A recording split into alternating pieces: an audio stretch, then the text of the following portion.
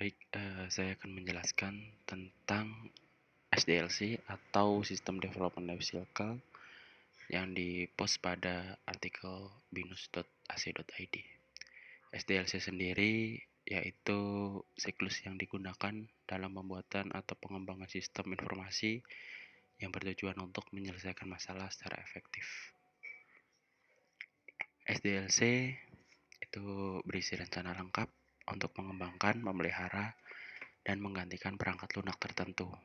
Tujuannya untuk menghasilkan sistem berkualitas tinggi yang sesuai dengan keinginan klien atau pelanggan. Juga dibuatnya SDLC untuk menjadi kerangka yang berisi langkah-langkah yang harus dilakukan untuk memproses pengembangan suatu perangkat lunak. Dalam RPL atau rekayasa perangkat lunak, SDLC mendasari berbagai jenis metodologi pengembangan perangkat lunak. Metodologi ini membentuk suatu kerangka kerja untuk perencanaan dan pengendalian pembuatan sistem informasi, yaitu proses pengembangan perangkat lunak. Fungsi SDLC itu sangat sulit untuk membuat sebuah perangkat lunak tanpa perancangan yang maksimal. Beberapa teknik dalam mengembangkan perangkat lunak terus dikembangkan hingga kini. Masih banyak perdebatan mengenai metode yang paling baik dan paling sesuai untuk segala tipe perangkat lunak.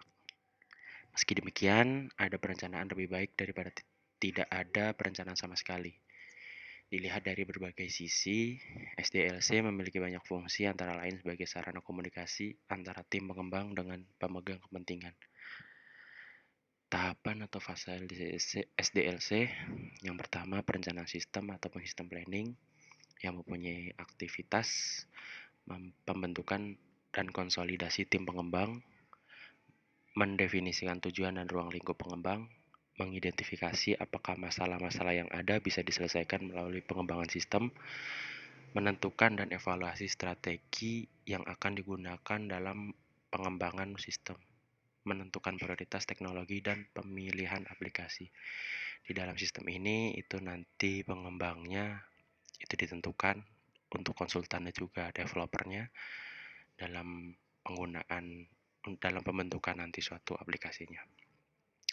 Yang kedua adalah analisis sistem ataupun sistem analis. Tahap ini sistem akan dianalisis bagaimana akan dijalankan nantinya hasil analisis berupa kelebihan dan kekurangan sistem, fungsi sistem, hingga pembaruan yang dapat diterapkan. Untuk aktivitasnya melakukan studi literatur untuk menemukan suatu kasus yang bisa ditangani oleh sistem, brainstorming dalam tim pengembang mengenai kasus yang mana yang paling tepat dimodelkan dengan sistem, mengklasifikasikan masalah, peluang, dan solusi yang mungkin diterapkan untuk kasus tersebut, analisa kebutuhan pada sistem, dan membuat batasan-batasan sistem.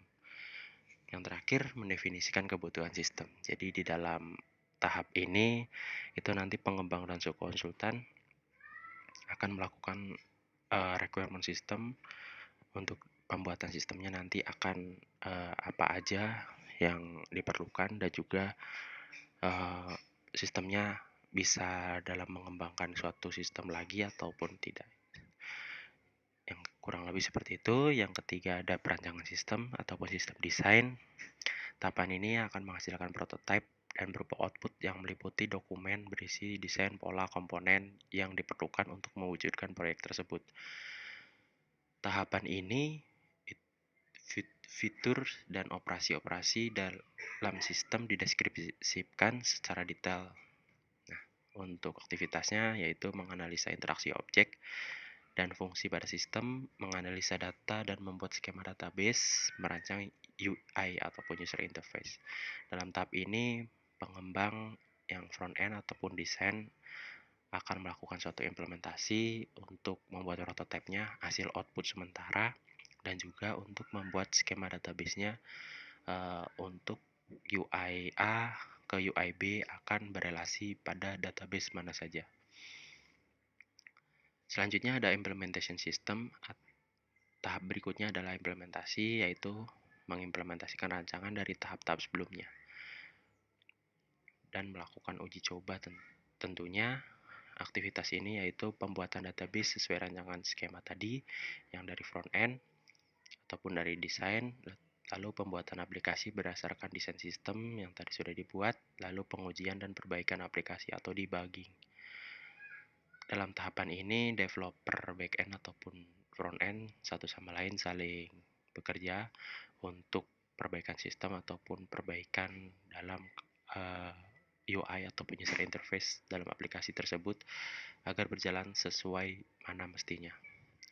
Lalu juga dilakukan debugging ataupun apabila ada error nanti dari pihak konsultan yang di report oleh QA itu nanti akan masuk ke dalam developer lagi untuk di developing ulang ataupun di bug fixing. Tahap selanjutnya adalah pemeliharaan sistem atau maintenance system. Dilakukan oleh admin yang ditunjuk untuk menjaga sistem tetap mampu beroperasi secara benar melalui kemampuan sistem dalam mengadaptasikan diri sesuai dengan kebutuhan. Pemeliharaan sistem ini yaitu admin sendiri ataupun dari pihak klien ataupun dari pihak developing yang mau bersedia untuk melakukan pemeliharaan sistem tersebut. Lalu ada model pengembangan SDLC. Model pengembangan SDLC yang pertama adalah waterfall model. Model pengembangan sistem metode SDLC atau sering disebut sebagai pendekatan air terjun. Nah, metode waterfall ini pertama kali diperkenalkan oleh Windows pada tahun 1970. Waterfall merupakan model klasik yang sederhana dengan aliran sistem yang linear output dari setiap tahapan merupakan input bagi tahap berikutnya. Itu dikutip dari Kristanto, artikel tahun 2004.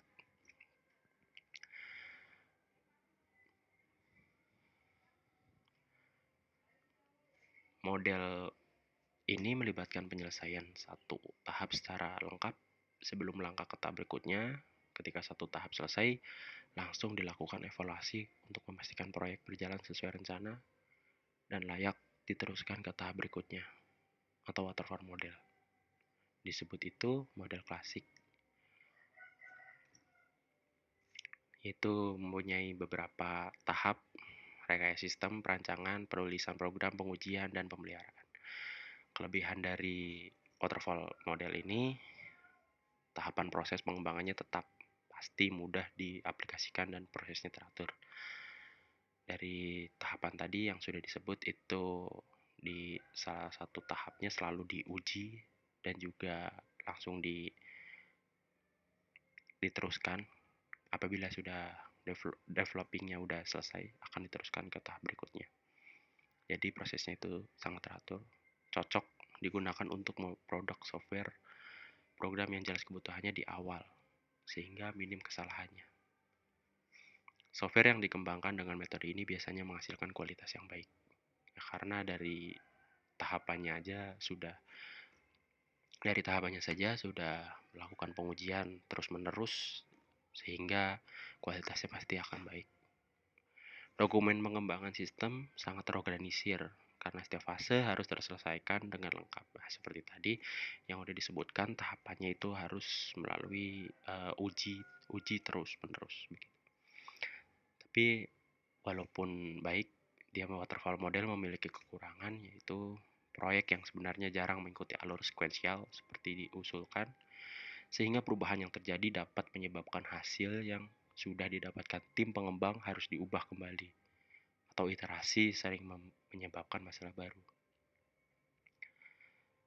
Jadi untuk model ini ketika sudah diuji dan juga ketika output program sudah selesai, sudah menjadikan suatu program, akan adanya nanti suatu updatean yang diberikan oleh QA ataupun konsultan, yang mana outputan tersebut akan berakibat perubahan terjadi sehingga pihak development akan menemukan suatu error di line tertentu.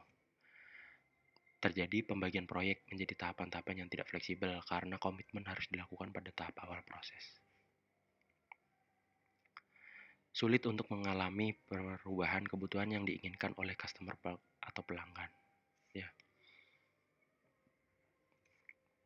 Selanjutnya, pelanggan harus sabar untuk menanti produk selesai karena dikerjakan tahap per tahap dan proses pengerjaannya akan berlanjut ke setiap tahapan bila tahap sebelumnya sudah benar-benar selesai.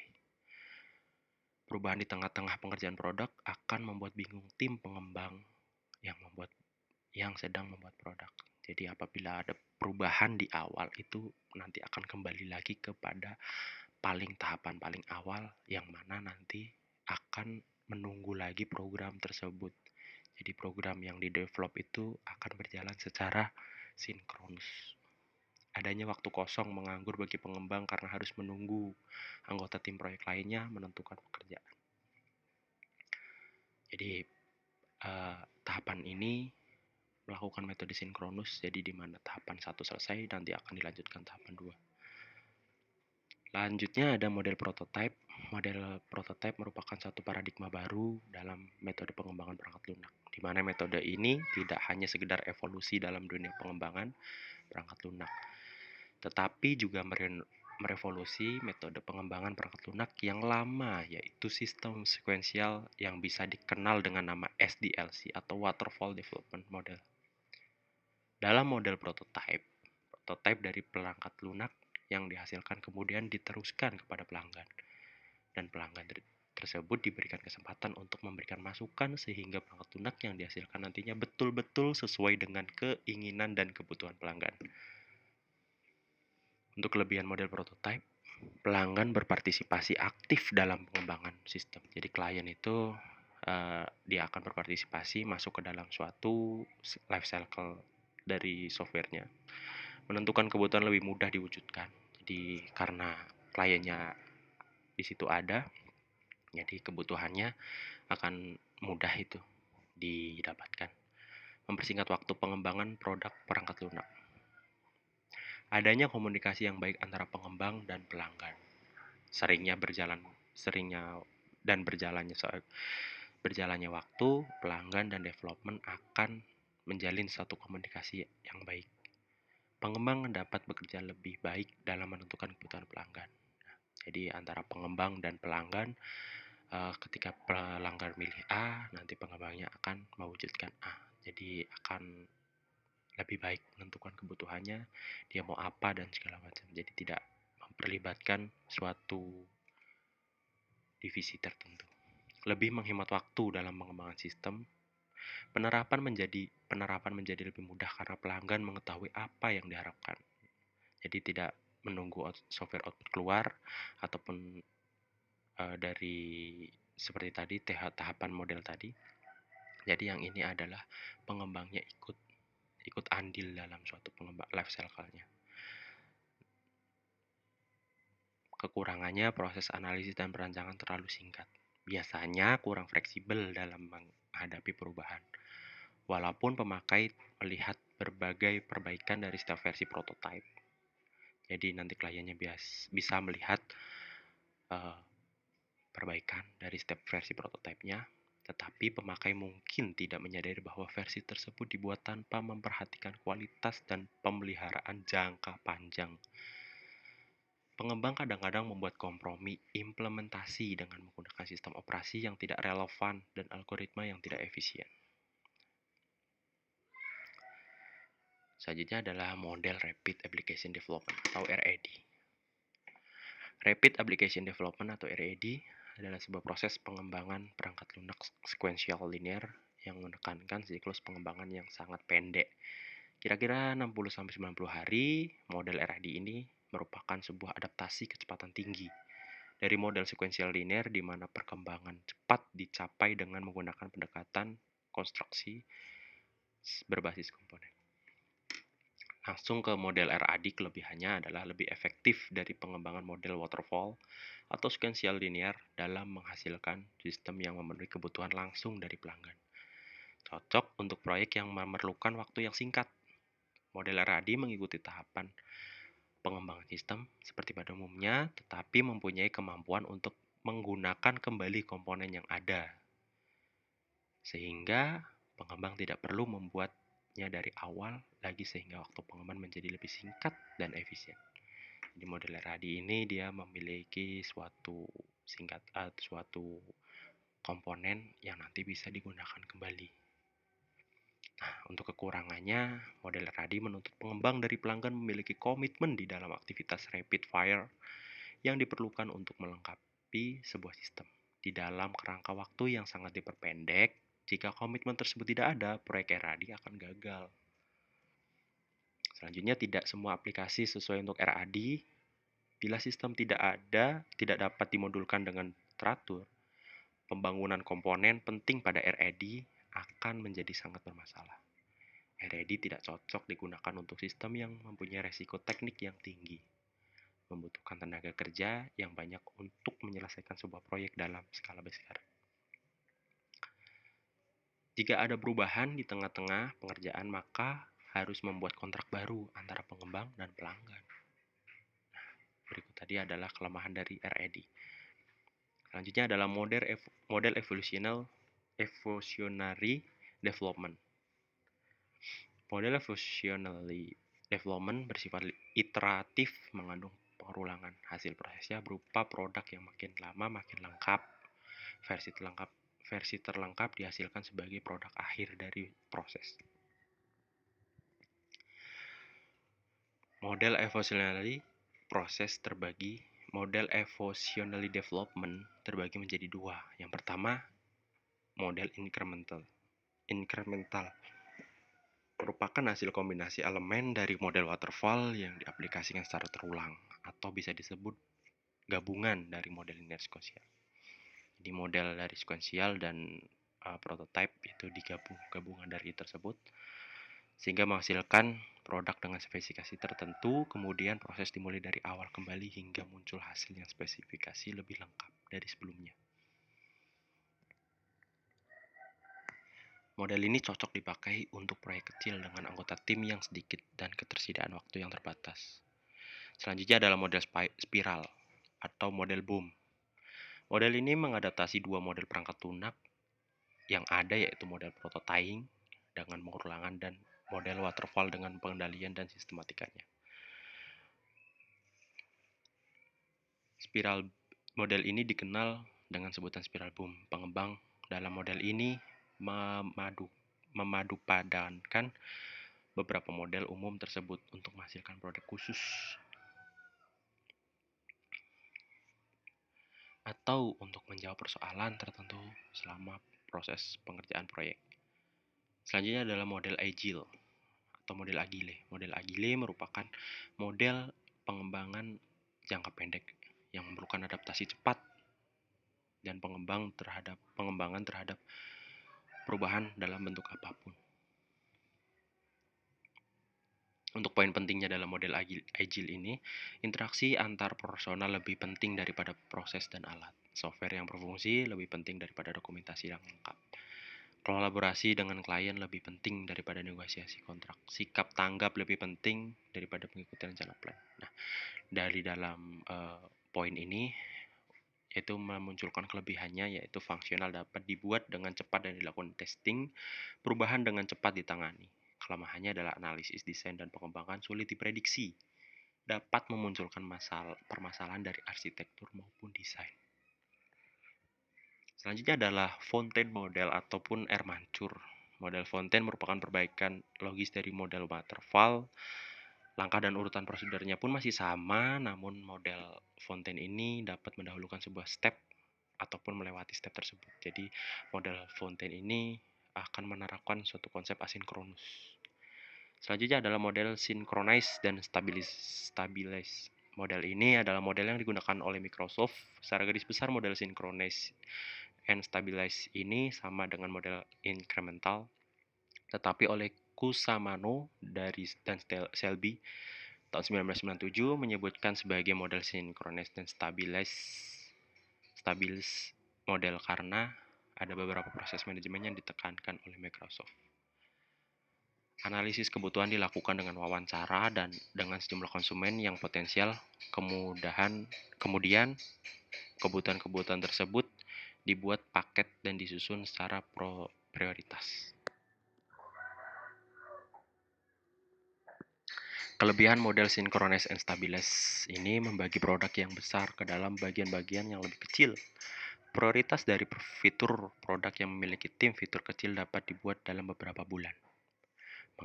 Mengizinkan tim besar bekerja menjadi tim yang lebih kecil dengan membagi sebuah tim menjadi beberapa bagian, bekerja secara paralel, tetapi tetap dapat berkesinambungan dalam mensynchronizing setiap perubahan stabilizing produk dan menemukan serta memperbaiki kesalahan. Memfasilitasi masukan dari customer, fitur produk, dan waktu pengembangan yang pendek yang didukung oleh mekanisme masukan customer. Prioritas menyelesaikan dahulu bagian yang sangat penting dan melakukan perubahan tanpa harus mengurangi fitur yang diperlukan. Selanjutnya ada model dari rasional Unified Process atau RUP. Unified Process adalah metodologi pengembangan sistem berbasis objek. Metode ini sudah menjadi salah satu metode yang banyak digunakan dalam pengembangan sistem berorientasi objek. Kelebihan model RUP itu ada beberapa keuntungan dengan menggunakan RUP, diantaranya menyelesaikan akses yang mudah terhadap pengetahuan dasar bagi anggota tim, menyediakan petunjuk bagaimana menggunakan UML secara efektif, mendukung proses penggunaan dalam pengembangan software, memungkinkan adanya penambahan-penambahan pada proses, memungkinkan untuk secara sistematis mengontrol perubahan-perubahan yang terjadi pada software selama proses pengembangannya, memungkinkan untuk menjalankan test case dengan menggunakan Rational Test Manager Tool. Kekurangannya, metodologi ini hanya dapat digunakan dengan pengembangan perangkat lunak yang berorientasi objek atau OP dengan berfokus pada UML.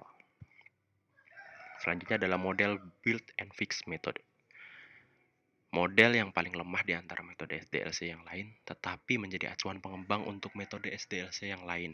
Build and Fix bertujuan untuk memberikan kepercayaan terhadap pengembangan dan cara memberikan pelayanan perbaikan dan perawatan secara terus-menerus terhadap produk yang digunakan oleh user. Kelebihannya, Build and Fix dapat dibuat tanpa melalui tahapan analisis dulu, tapi kekurangannya tidak cocok ketika dipakai untuk membuat produk dengan kompleksitas tinggi dan dengan ukuran yang besar. Biaya yang dibutuhkan akan sangat membengkak dan membesar ketika Build and Fix digunakan untuk membuat proyek berskala besar. Metode selanjutnya ada metode pengembangan Extreme Programming. Extreme Programming atau XP merupakan suatu pendekatan yang paling banyak digunakan untuk pengembangan perangkat lunak cepat. Alasan menggunakan metode Extreme Programming atau XP karena sifat dari aplikasi yang dikembangkan dengan cepat melalui tahapan-tahapan yang ada. SDLC Big Bang Model.